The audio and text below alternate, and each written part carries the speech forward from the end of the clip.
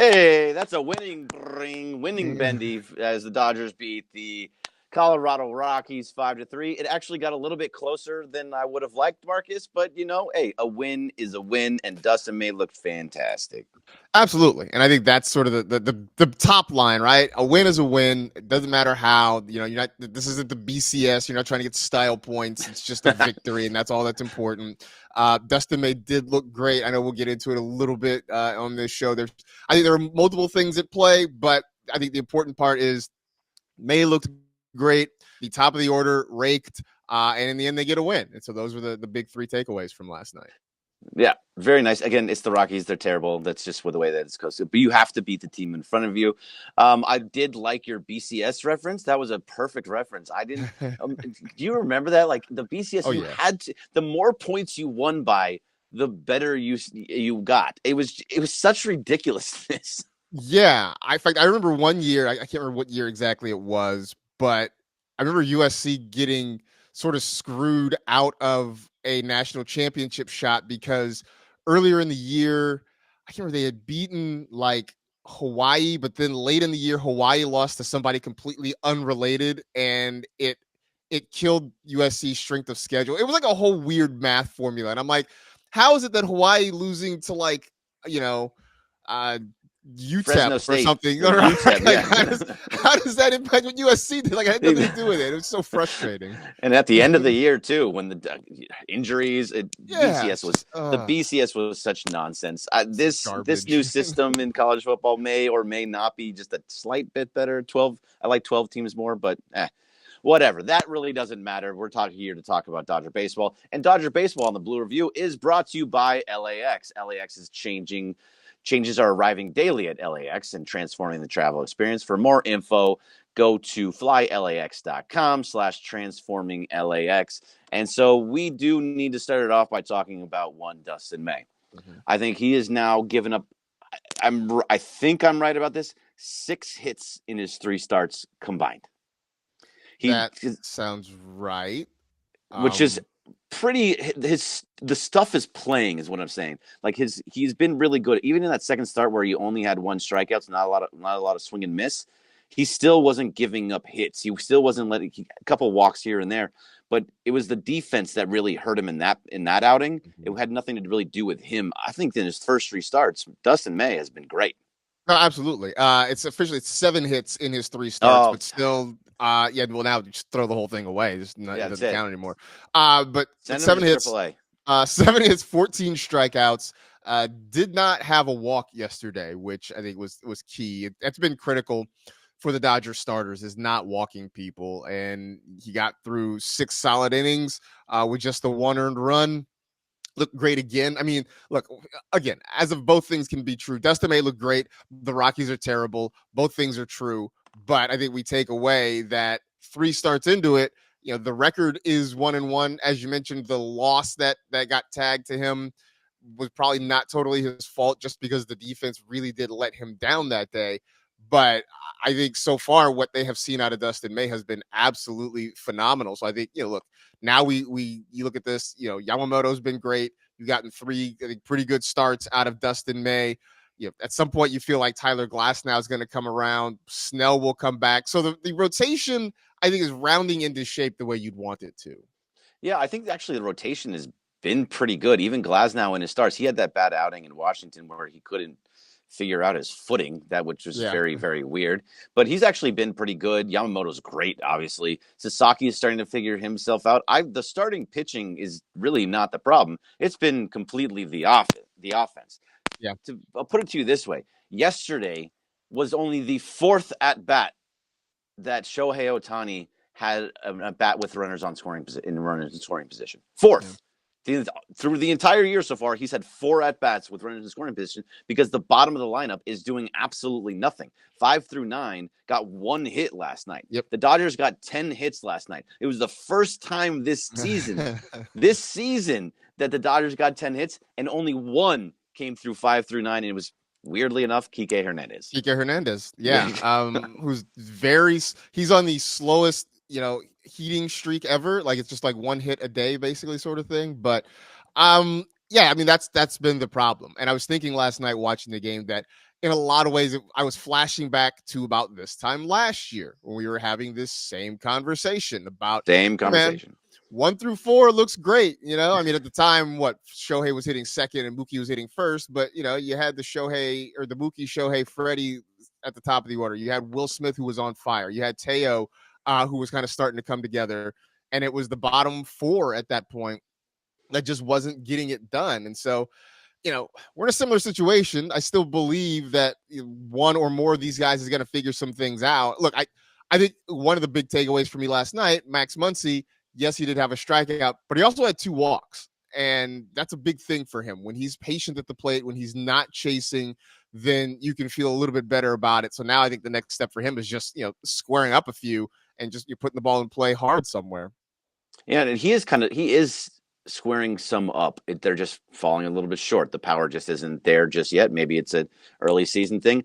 I really do feel Max Muncy is going to be okay. I know a lot of people are like, oh, Muncy's terrible, terrible, terrible. I get it. He's one of those guys that I feel like is going to figure it out and get back on track. He does have so much power. He does have the knowledge of the strike zone that a lot of guys just don't. So when he starts being more patient, that's when he starts being better. The problem is he's swinging through pitches. He's right. Yeah. His eye is just off right now. So I think, I don't know what it is right now, but the last time I looked at it last week, for his career, he's 2 strikeouts for every walk.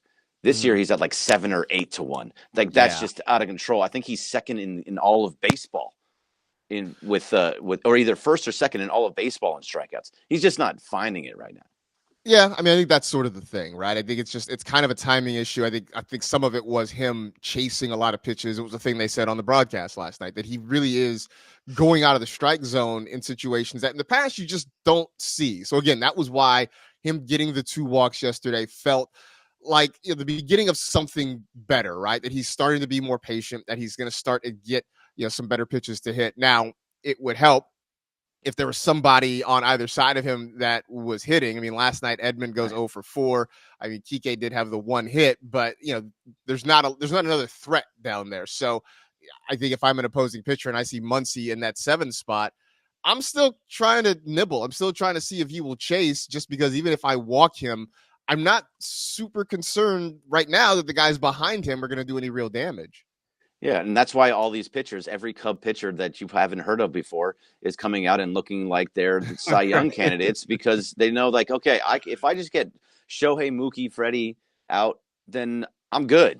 Like I go through the rest of it. Nobody's getting hits down there, so I can just blow by all those guys, and that's what's happening right now. It's going to flip.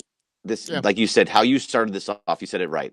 We were talking about this last year, that the bottom of the lineup wasn't hitting. They're still, what are they, at 12-6 right now? I mean, they're still in a very, very good position. It's just a situation where it's, not doing so hot right now. Well, they'll get past it. The bleeping Padres won't lose. No, yeah. They were down. Yeah. They were down. I was looking, still, look, I'd rather be in this spot at April 15th than having this conversation down in September. Oh, 100%. Right. I mean, there's still so much time, and there's so many things that are going to happen between now and September. And so, right, if the Dodgers are going to scuffle, if they're going to have offensive issues, have them now. Let's get them out of the way. Let's get all the injuries and stuff out of the way early, and then, get ready for the rest of the season. But, yeah, I mean, look, I think the biggest thing is, after losing 2 out of 3, they go get a win last night. Very curious what Landon Knack is going to look like today. Scary. Yeah, I mean, but there's a chance to win the series, and I think after the last few series, just getting a series win is going to be important. So I think that is sort of the key today, to go out and if Landon Knack can be, they have to be great, just can't implode, over the course of 2 or 3 innings. Just if he can get through 4 or 5 innings, ideally 5, after having to go to the bullpen last night, and they can just take a second in a row and lock up the series win, I think that feels great. Yeah, and then because you have Bobby Miller the next night, and he's walking guys left and right in AAA, so that could be an adventure as well. Even though he did at the beginning of spring training, he looked good, and then got hit in the face, and that was extremely scary. Yeah, that was very scary. And then after that, he just kind of started to fall off. I think it's a confidence thing for him too. I do want to get into some other things real fast, and we can always come back to some of these things, but. The Dodgers put out a tweet today, and this is sending a ton of prayers. Last night, Dodger legend Manny Mota suffered a stroke. He is in recovery, where he is responsive to commands and is resting comfortably. So we just want to send out all of our thoughts and prayers to the legend Manny Mota, and hopefully everything comes out okay there, and that he is okay. Yeah, for sure. Absolutely. Just such a large part of Dodger history for years and years. So, thoughts and prayers for sure to the Mota family at this point. Yeah, absolutely. So I just wanted to make sure that we hit on that a little bit. And also, today is Jackie Robinson Day. Yes, sir. Jackie Robinson, that's the one day that everybody wears the same number across the sport. I think it's super cool and it's for somebody completely deserving. What does Jackie Robinson Day mean for you?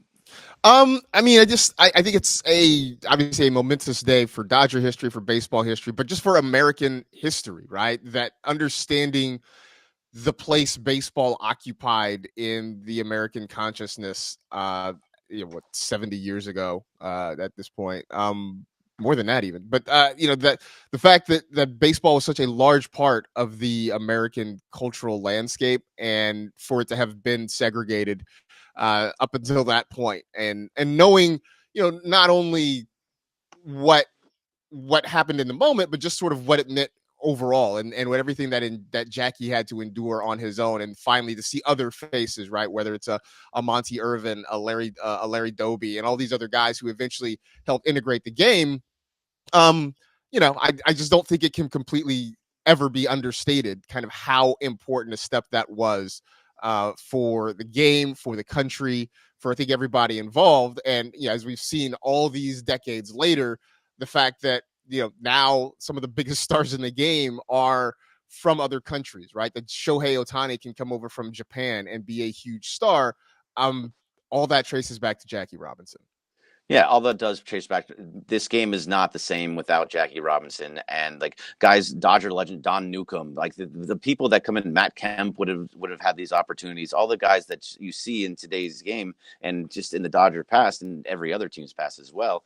This doesn't happen. I mean, I've seen arguments about whether you should just everything before Jackie Robinson shouldn't count. I don't think that's going to be the case in any sense. In any sense, because it's still part of history. But at the same time, they weren't playing against the best of the best. It took Jackie Robinson coming in to be like, okay, now we can start playing with everybody involved. So today is just such an important day in history, not even baseball, sports history, just in history in general. Yeah, and I think a big point of this too, when you talk about it, is understanding that part of the reason that Jackie Robinson was selected was not strictly on baseball. I mean, he was an outstanding baseball player on his own, but also just knowing that he would have the temperament to sort of endure what was to come, right? I mean, I think if you were going to pick guys on pure talent alone, there are probably a handful of other guys that you could say were better pure baseball players than Jackie Robinson. There just weren't any that had both the talent and the temperament, knowing he was going to take a hell of a lot of abuse for this whole thing. And so I think that part, I think the fact that he was very outspoken even after his playing days were over about politics and culture and society, I think really just adds to what it is. So yeah, I mean, obviously a huge, huge day. Looking forward to seeing everybody wearing 42 again. I should probably go out. I should have worn mine today. I have a 42 jersey. It would have been a perfect day to go wear it. So maybe I'll break it out after the show. After the show, wear it around. That's more important. So yeah. So shout out to Jackie Robinson Day. Shout out to the Mota family again. Hopefully that everything comes okay there. But now we got to go back to the Dodger talk for today. Everybody wearing 42, obviously in honor of Jackie Robinson. But it's. Are you frustrated yet? I know it's early. I know it's April 15th. Are you watching these games night in and night out? I think that makes it more frustrating to watch it night in and night out and see them struggling. But are you ready to be overly frustrated? Or are you still in that mindset of like, okay, it's okay. It's okay. It's going to get through. I think I go through stages, right? Like within the game, right? Where it's frustrating. They scored 5 runs last night. They probably could have had 10. They left a lot of guys on base. Shohei very nearly missed 2 other home runs, last night. And so, yeah, like when you see second and third with less than 2 outs and, Muncy strikes out or Pages pops up, that part is frustrating because you're waiting for the big hit, because it feels like if you can get one of those big hits, that more will start to follow. So that part gets frustrating. And then I stop and I look at the date again and I'm like, okay, right. Like there's so much more of this season left to go. And that's sort of what calms me down right now. Yeah, it does. You're absolutely right. But that's you want to see the hits just come in bunches, right? Mm-hmm. Where they just take out a team because there's like just crack, crack, crack, crack over and over again. Because that's what we saw last year, especially when they really started to heat up. It's like, they got going again. And now you're not stopping them. Doesn't matter who's pitching. Doesn't matter. It could be Chris Sale or it could be, right, Jose Alvarado. It doesn't matter who is on the mound. They're going to get you because they're being patient and they're just locked in. And it just doesn't seem that way. So as fans, and everybody else, you're kind of watching this is frustrating. If I see Andy Pages swinging another pitch 10 feet outside the zone, I might get a little annoyed at that point. If I see, it's just a situation where so many, they can be so much better and you see it. There's glimpses. It just doesn't come in bunches just yet.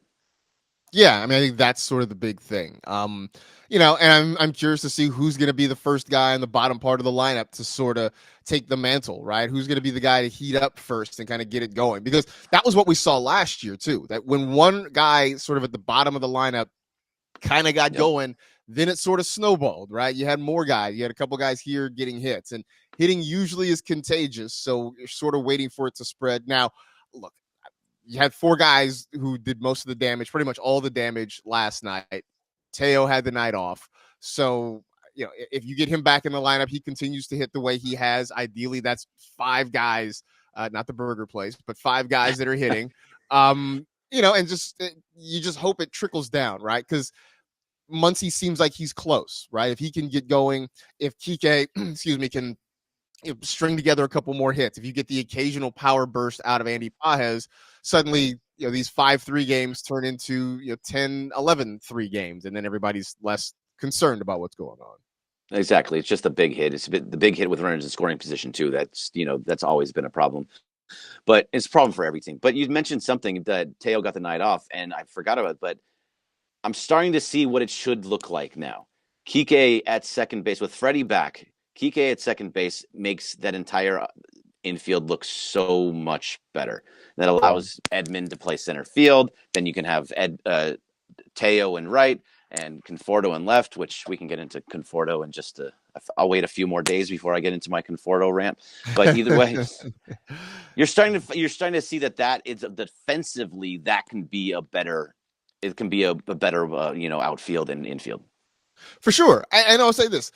Kike he's not hitting particularly great, but he's played very good defense. Great defense. Especially what has been asked of him, right? To spend all those innings over at first base while they were waiting for Freddie to get healthy. I thought he played a very good first base. He had a couple of nice plays at second base. So, the offense hasn't necessarily been there for Kike Hernandez, but the defense certainly has been there. And so, again, I think that's the other part of this thing that is, we talk about the days they didn't play great, right? They had a couple of really sloppy games in Washington, but, I think in a lot of ways you got some good defense out of Kike Hernandez. You know what you're going to get out of Tommy Edman.